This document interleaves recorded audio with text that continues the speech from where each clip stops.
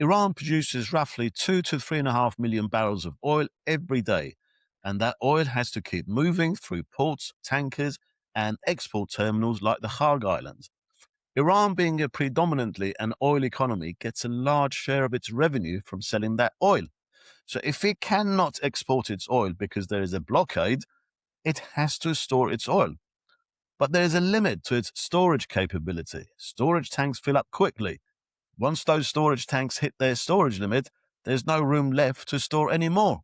And that's where the real pressure begins. At that point, there are only two choices left. They can either hold production and immediately lose over $100 million a day, or keep pumping oil that it cannot export, lose revenue, or damage infrastructure. If production continues, the crude itself begins to create problems.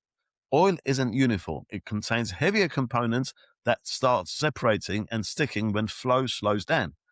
This leads to clogging inside tubing and pipelines, reduced efficiency, and in some cases, damages to the reservoir itself, which can make future extraction harder and more expensive. As pressure builds, more is at risk.